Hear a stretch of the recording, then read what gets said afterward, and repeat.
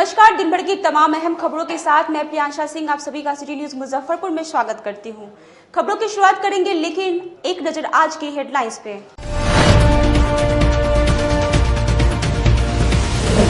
द्वितीय चरण के चुनाव को लेकर मुख्यमंत्री नीतीश कुमार ने 2 जगह किया जनसभा।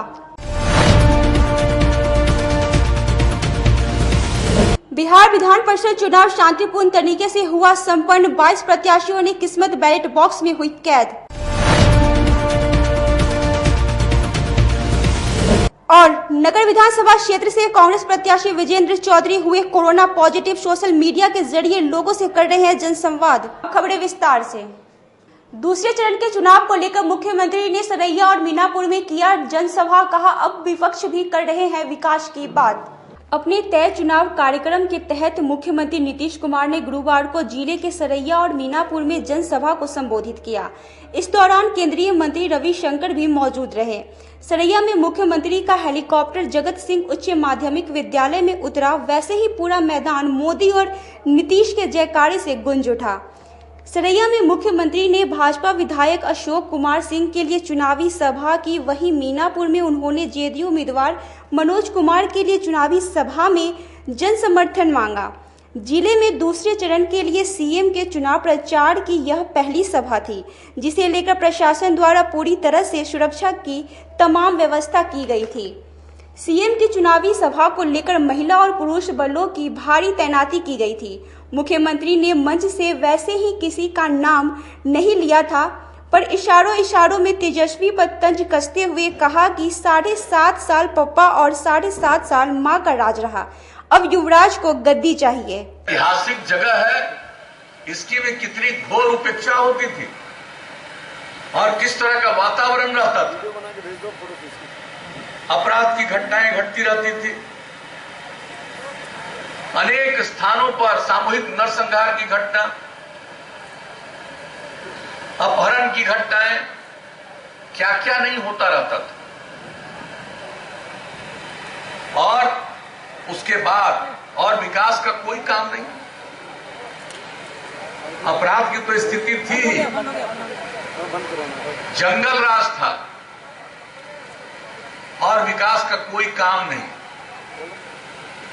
ललटेन के सहारे लोगों को रहना पड़ता था। चलने के लिए कोई ढंग का रास्ता नहीं था। भारी परेशानी में लोग थे और कितने लोगों ने उन लोगों को 15 साल तक मदद किया साहब। लेकिन समाज के उन गरीब तबकों की भी कितनी बड़ी उपेक्षा की, किसी का ध्यान नहीं दिया। उन लोगों के लिए और किसी का कोई मतलब नहीं। अपने बारे में सोचना, अपने परिवार के बारे में सोचना। और हम लोगों को जब से आप लोगों ने काम करने का मौका दिया एनडीए को, हम लोगों ने पूरे बिहार को एक परिवार मान करके काम किया है और कहीं की उपेक्षा नहीं की। वहीं केंद्रीय मंत्री रविशंकर ने भी अब पहली बार बिहार में चल रहे पोस्टर वार पर बोलते हुए कहा कि पोस्टर पर भी नेता को जगह नहीं मिल रही है, वहां भी नरेंद्र मोदी ही है।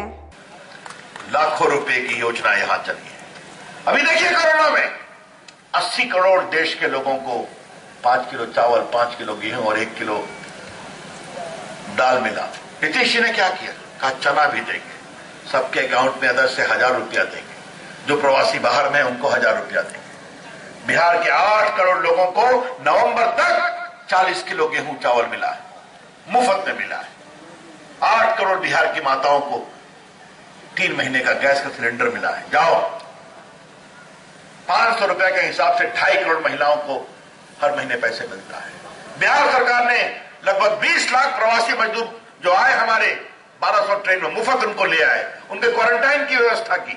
इसे कहते हैं बड़े दिल का नेता, बड़े दिल की सरकार। और उधर तो खाली फाय चलता रहा।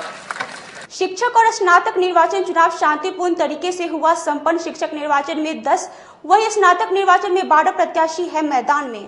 तिरहुत स्नातक एवं शिक्षक चुनाव के लिए गुरुवार की सुबह 8 बजे से शाम 5 बजे तक मतदान हुआ। शिक्षक निर्वाचन के लिए जहां 58 मतदान केंद्र बनाए गए थे, वहीं स्नातक चुनाव के लिए कुल 127 मतदान केंद्रों पर मतदान हुआ। मतदान केंद्रों पर कोरोना संक्रमण को लेकर विशेष सतर्कता बरती गई थी। मतदान केंद्रों को बुधवार को ही सैनिटाइज कर दिया गया था। वहीं आने वाले मतदाताओं की थर्मल स्क्रीनिंग और सैनिटाइज करने के बाद ही मतदान केंद्रों में प्रवेश कराया जा रहा था। शिक्षक निर्वाचन में जहां 10 प्रत्याशी मैदान में है, वहीं स्नातक निर्वाचन चुनाव में 12 प्रत्याशी चुनावी मैदान में है, जिनका भविष्य मत पेटी में बंद हो चुका है। इन मतों की गिनती अब 12 नवंबर को MIT में होगी।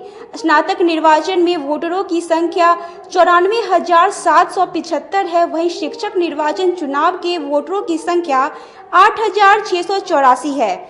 जिला निर्वाचन पदाधिकारी डॉक्टर चंद्रशेखर सिंह ने बताया कि शिक्षक निर्वाचन में जहां 60% मतदान हुआ, वहीं स्नातक में 55% ही मतदान 3 बजे तक हुआ था। यह शिक्षक और निर्वाचन हाँ, ये विधान परिषद के लिए पुरोहित शिक्षक निर्वाचन और पुरोहित स्नातक निर्वाचन के लिए आज 22 अक्टूबर को मतदान चल रहा है और अभी हम लोग 3:30 बजे तक घूम करके देखे हैं। तो जनरली जो हम लोगों का शिक्षक में है वो 60% के आसपास और जो स्नातक में है अभी 30 से 35% के आसपास है मतदान। बाकी लोग अभी आ रहे हैं, लाइन में भी लगे हैं। 5 बजे तक समय निर्धारित है और 5 बजे तक जो लोग आ जाएंगे लाइन में अगर लगे रहेंगे तो उनको भी मतदान कराया जाएगा, उनको पर्ची दे करके। और बहुत ही शांतिपूर्ण ढंग से जिले के सभी 78 मतदान केंद्रों पर संपन्न हुआ है और सुरक्षा की भी अच्छी व्यवस्था हम लोगों ने किया था। सबको प्रशिक्षण भी हम लोगों ने अच्छे से दिया था। परिणाम स्वरूप बहुत ही अच्छे ढंग से संपन्न हुआ। हम लोग भी बहुत सारे बूथ घूम करके देखे। सर, कोरोना को लेकर तैयारी भी किया गया था, सैनिटाइजेशन। हाँ, कोरोना को लेकर के भी हम लोग सभी मतदान केंद्रों पर व्यवस्था किए थे और उसको भी हम लोगों ने निरीक्षण के दौरान देखा है। उसमें हेल्थ डेस्क सभी जगह लगाया गया था, वहाँ थर्मल स्कैनर भी था, है अभी भी। और उसके बाद हम लोगों का जो सैनिटाइज़र है वो भी, उसकी भी व्यवस्था है। तो बहुत ही अच्छी व्यवस्था रही, लोग भी संतुष्ट हैं। सभी वहाँ जो एजेंट लोग थे कैंडिडेट्स के, उनसे भी हम लोगों ने बातचीत किया है तो लोग बहुत ही संतुष्ट थे। जो मतदाता आए थे वो लोग भी बहुत संतुष्ट थे। उनको हाथ को सैनिटाइज किया गया, थर्मल स्कैनिंग की गई। वहीं शिक्षक निर्वाचन के लिए मतदान करने पहुंचे LS कॉलेज के प्राचार्य OP राय ने कोरोना संक्रमण के बीच जिला प्रशासन द्वारा सुरक्षित और शांतिपूर्ण मतदान के लिए धन्यवाद दिया। भगवान ही कोरोना से लोगों को बचाएं। उसमें भी ये शिक्षक पढ़े लिखे लोग हैं, ये लोग तो नियम दूसरे को पालन करने के लिए सिखाते हैं। तो मेरी शुभकामना है बढ़िया से चुनाव हो, शांतिपूर्ण शिक्षक अपना जो चरित्र जिसके लिए जाना जाता उस चरित्र का परिचय दें, वोट किसी को दें, लेकिन प्रेम भाव बनाए रखें। शिक्षक का प्रतिनिधि शिक्षक ही हो, यही मेरा कहना। मुजफ्फरपुर विधानसभा क्षेत्र से कांग्रेस प्रत्याशी विजेंद्र चौधरी हुए कोरोना पॉजिटिव, वर्चुअल तरीके से कर रहे हैं जनसंवाद। महागठबंधन के कांग्रेस प्रत्याशी विजेंद्र चौधरी कोरोना पॉजिटिव पाए गए, जिसके बाद विजेंद्र चौधरी अपने आवास पर ही क्वारंटाइन पर हैं। विजेंद्र चौधरी ने सोशल मीडिया के माध्यम से शहर के लोगों तक अपना संवाद पहुंचाया और कहा कि जल्द ही हम स्वस्थ होकर लोगों के बीच में वापस लौटेंगे। सभी मतदाता बंधुओं, मैं आपको सूचित करना चाहता हूँ, मैं कोरोना 19 से पीड़ित हो गया हूँ। तबीयत हमारी ठीक है। आप में ये नहीं फैले इसके लिए हमने घर में क्वारंटाइन कर लिया है। तो हम आपसे अपील करना चाहते हैं, जो हम लोग का वादा रहा है जनता की सेवा करना, जनता का काम करना, वो हम करेंगे, पूरी मजबूती से करेंगे। हम आप लोगों से अपील करते हैं कि आप स्वयं विजेंद्र चौधरी बन जाइए। हर भाई का समर्थन सहयोग मिलेगा, हर आदमी विजेंद्र चौधरी बन जाएगा। चुनाव को जीतेंगे, भारी बहुमत से जीतेंगे। और जो हमारा सपना है मुजफ्फरपुर को विकास के रास्ते को ले आना, स्मार्ट सिटी को सही दिशा में काम कराना, नालों का निर्माण करना, पानी के जमाव को दूर करना, ये काम को हम मजबूती से साथ करेंगे। हम आप लोगों से अपील करते हैं, जब तक हम ठीक नहीं हो जाते हैं तब तक आप लोग अपना स्वयं चुनाव की जवाबदेही अपने हाथ में ले लीजिए और इस चुनाव अभियान का शुरुआत करें। हम जैसे ही ठीक हो जाएंगे फिर आपके बीच आएंगे। जो हमारा वादा रहा है सारे समस्याओं का समाधान करने का, स्मार्ट सिटी के काम को शुरू कराने का, चिंता करने की बात नहीं है, लेकिन जो कानून है, नियम है कि 14 दिन क्वारंटाइन रहना है तो उसको करना पड़ेगा। हम सब लोगों से अपील करते हैं, सब लोग अपने विजेंद्र चौधरी बन जाइए। नगर निगम कार्यालय में पूजन के बाद सभी कर्मी गए दुर्गा पूजा के अवकाश पर। हर वर्ष की भांति नगर निगम परिसर में दुर्गा पूजा अवकाश से पूर्व भगवान सत्यनारायण का पूजा किया गया। नगर आयुक्त विवेक रंजन मैत्रेय ने पूरे विधि विधान से पूजा किया। इस दौरान मेयर सुरेश कुमार सहित तमाम नगर निगम कर्मी मौजूद रहे। मेयर सुरेश कुमार ने बताया कि पूर्व से ही यह प्रथा चली आ रही है कि दुर्गा पूजा अवकाश से पूर्व श्री सत्यनारायण भगवान का पूजन होता है। इसी क्रम में आज यह पूजा की गई। देखिए, हर साल की भांति इस साल भी बाबा सत्यनारायण भगवान का पूजा यहाँ हो रहा है। हर साल होता है और शहर की सुख शांति चूँकि हम लोग का काम होता है सफाई व्यवस्था को दुरुस्त करना और सारे निगम कर्मचारी लगे रहते हैं। इसी के मद्देनजर हर साल होती है पूजा और इसमें सारे कर्मचारी जितने भी हैं, नगर आयुक्त महोदय, जितने भी स्टाफ, सब लोग लगे हुए हैं। पूजा धूमधाम से मनाते हैं, मनाते रहेंगे। अब वक्त हो चला एक छोटे से ब्रेक का, कहीं जाइएगा नहीं, जल्द होंगे हाजिर बाकी खबरों के साथ। तब तक बने रहिए सिटी न्यूज के साथ। कैरियर अचीवर्स आपके विश्वास पर खरा उतरने वाला कोचिंग संस्थान है। हमारे यहाँ मेडिकल, IIT, JEE तथा फाउंडेशन की तैयारी भी कराई जाती है। इसके अलावे exclusive batch JEE mains advance की भी क्लासेस चलाई जाते हैं। छात्र छात्राओं को 100% स्कॉलरशिप की भी व्यवस्था है। यहाँ से कितने छात्र छात्राएं सफलता की सीढ़ी चढ़ चुके हैं। Classes taken by top mentors, तो हमारे यहाँ अवश्य पधारें। तो हमारा पता याद रखें, हमारा पता है Career Achievers, Mithanpura, near North Point School, और हमारा कॉन्टेक्ट नंबर है 8002479735, या फिर आप हमें कांटेक्ट कर सकते हैं 8877430251 पर। सबसे बड़ी बात तो ये है कि हम चाहते हैं कि हमारे इस मिशन में हमारे बच्चे गंगा पार करके उस पार नहीं जा पाए। यही नहीं, मिशन तो तब सक्सेसफुल होगा जब गंगा पार के बच्चे यहाँ एडमिशन लेने के लिए मार करेंगे। इसी आशा के साथ इंस्टीट्यूट तो हम लोग चला रहे हैं, अपने बच्चों को खुश करने की कोशिश कर रहे हैं। बच्चों को मैंने यही कहा है, तुम अपना समय दो, मैं तुम्हें आसमान की बुलंदियों पर पहुंचा दूंगा। मुजफ्फरपुर की शान और अपने कलाकृतियों से बॉलीवुड के स्टारों में अपनी पहचान बना चुका बाबा की दुकान लहठी भंडार पिछले 50 वर्षों से आपके पसंद का ख्याल रखती है। यहाँ से लाह की बहुरानी सेट बॉलीवुड की स्टार ऐश्वर्या राय ने अपनी शादी में पहनी थी। यहाँ से राजनीतिक गलियारों के नामचीन चेहरों की दुल्हन भी सजी थी। हमारे यहाँ शादी सेट, बहुरानी सेट, जयमाला सेट, लाह के फैंसी आइटम कुशल कारीगरों द्वारा निर्मित कराई जाती है। इसके अलावा चूड़ा सेट, कंप्यूटर चूड़ा, कुंदन चूड़ा, वाटरप्रूफ चूड़ा, सुंदरी 3 बुंदिया, बंग बंगरी, हिंगलू, तात चूड़ा, जंगली चूड़ा का भी निर्माण अपने कारीगरों द्वारा कराती है। यही नहीं, लाह से बनी कान का टॉप्स, रिंग, नथ, गला का हार, मांग टीका, पेन स्टैंड, हाथी, बिछिया, ग्लास, करा भी बनाती है। तो एक बार हमारे यहाँ अवश्य पधारे। बाबा की दुकान लहठी भंडार, इस्लामपुर, मुजफ्फरपुर। हमारा कॉन्टेक्ट नंबर है 9308620444। 40-50 साल से जो हमारी दुकान है, ये बाबा की दुकान लहठी भंडार, समझे ना, पुश्तैनी हम लोग का काम ही है। और हमारे यहाँ जो है जितने भी है, जैसे कि ऐश्वर्या राय के यहाँ लहठी गया, हमारा सचिन के यहाँ गया है, और आपके जो है तेज प्रताप सिंह, अभी लालू प्रसाद के लड़के की शादी हुई है, उसमें भी लहठी भेजा गया था। और हमारे यहाँ जो है ना बहुरानी सेट है, जैसे कि है कुंदन सेट है, और जैसे कि हम लोग जो डिज़ाइन जो है सेलेक्ट करते हैं जो लगन के ऊपर जो है, जैसे कि कस्टमर का चॉइस देखते हैं हम लोग हैं, उसी टाइप से हम लोग जो है माल तैयार करते हैं। और कलर है मैचिंग, हमारे यहाँ सबसे विशेषता है कि हर तरह के लहंगे का जो है ना मैचिंग तुरंत हैंड टू हैंड हम लोग लगा के दे देते हैं। हम पढ़ाते नहीं, हम बच्चों में विश्वास जगाते हैं। Christ Jyoti International School, based on CBSE curriculum with coeducation. इस स्कूल में प्रत्येक विषयों के लिए अनुभवी शिक्षकों का समूह है। विद्यार्थियों को अलग से ट्यूशन पढ़ने की आवश्यकता बिल्कुल नहीं है। बच्चों को प्रत्येक विषयों के लिए अलग से अतिरिक्त कक्षाएं दी जाती हैं। साइंस और कंप्यूटर लैब की व्यवस्था के साथ उत्तम खेल कूद के लिए बड़ा सा कैंपस भी है। नर्सरी के बच्चों को खेल कूद की विधि से पढ़ाई जाती है।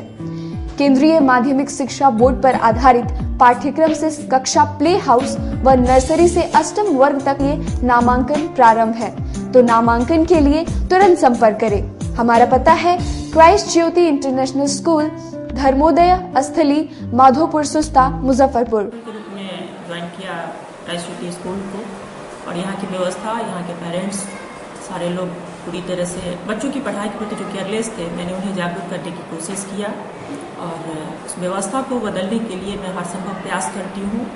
जहाँ तक हो पाएगा मैं इसे आगे बढ़ाऊंगी, इसे आगे बढ़ाना ही मेरा कर्तव्य है। ब्रेक के बाद एक बार फिर आप सभी दर्शकों का स्वागत है। आइए रुक करते हैं खबरों की ओर। नामांकन समाप्त होते ही प्रत्याशी जुटे प्रचार में। एनडीए प्रत्याशी सुरेश शर्मा ने कई जगह किया जनसंवाद। मुजफ्फरपुर विधानसभा चुनाव के नामांकन समाप्त होने के बाद प्रत्याशियों ने चुनाव प्रचार अभियान और जनसंपर्क अभियान तेज कर दिया है। गुरुवार को भाजपा प्रत्याशी सुरेश शर्मा ने ताबड़तोड़ कई जगहों पर जनसंपर्क अभियान चलाया। जनसंपर्क अभियान कार्यक्रम में उन्होंने जनसमूह को संबोधित करते हुए अपनी उपलब्धियों को जनता के समक्ष रखा। इस दौरान सुरेश शर्मा ने मोदी सरकार की उपलब्धियां गिनाई और विपक्ष पर जमकर निशाना साधा। मंत्री सुरेश शर्मा ने कहा कि मेरा संकल्प है आत्मनिर्भर बिहार, आत्मनिर्भर मुजफ्फरपुर बनाने का।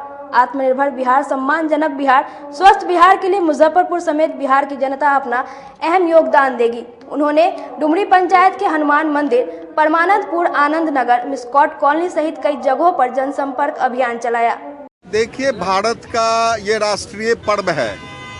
राष्ट्रीय पर्व में न गर्मी लगता है, न बरसात लगता है, न कोई राष्ट्र निर्माण के लिए सारी जनता आहूत दे रही है। गर्मी में तो प्रत्याशी भी अपना आहूत देने के लिए इस बैठक में आएगा ही और अपने भाइयों को, बहनों को गले लगाएगा और एक राष्ट्र निर्माण में कैसे यह बिहार आत्मनिर्भर बनेगा, इसका आवाज बुलंद कर रही है जनता। हम लोग उसके साथ यहाँ खड़े हैं। जनता हमारी आत्मनिर्भर बिहार, सम्मानजनक बिहार, श्रेष्ठ बिहार जो एनडीए की सरकार दे सकता है, उसके आह्वान जनता समूह कर रही है। नगर विधानसभा क्षेत्र में समाजवादी जनता दल डेमोक्रेटिक प्रत्याशी संजय कुमार ठाकुर ने किया अपना जनसंपर्क अभियान तेज। मुजफ्फरपुर 94 विधानसभा क्षेत्र से समाजवादी जनता दल डेमोक्रेटिक पार्टी के उम्मीदवार संजय कुमार ठाकुर ने जनसंपर्क अभियान तेज कर दिया है। संजय कुमार ठाकुर ने जनसंपर्क की शुरुआत सिकंदरपुर अंबेडकर नगर से की। वहां बाबा भीमराव अंबेडकर की प्रतिमा पर माल्यार्पण किया। इसके बाद संजय ठाकुर ने दाऊदपुर कोठी मोहल्ले के लोगों के बीच जनसंवाद किया। संजय ठाकुर ने कहा कि शहर के विकास मेरी पहली प्राथमिकता है। शहर में मुद्दाओं की कमी नहीं है। यहाँ हमारे मुजफ्फरपुर विधानसभा में हमारे साथ चुनाव मैदान में आए एक 15 साल तक मुजफ्फरपुर में अपने को शासन किया, आज एक 10 साल तक शासन किया। आपने देखा है कि फरवरी के बाद मार्च महीने से आज तक मुजफ्फरपुर में लगातार जो महामारी की स्थिति रही है, मुजफ्फरपुर में जो सड़क और नाला नहीं है, 3-3 फीट तक घर में पानी रहा, मुजफ्फरपुर शहर में नाव चलने की स्थिति बनी रही। आज समाचार के माध्यम से पता चला कि हम लोगों के बीच के एक साथी कोरोना से पॉजिटिव हो गए। ऐसी स्थिति मुजफ्फरपुर में बनी हुई है जो सैकड़ों परिवार डेंगू के चपेट में रहे, नहीं तो कोरोना के चपेट में रहे। इस तरह की स्थिति मुजफ्फरपुर की आम आवाम जिनों को मजबूर है, ये सारे के सारे जो हमारे जनप्रतिनिधि हैं, उनके अंदर यहाँ के लिए कुछ विकास करने का, कार्य करने का उनके अंदर क्षमता मर चुकी है, जिसके कारण मुजफ्फरपुर की स्थिति बद से बदतर होती चली गई है।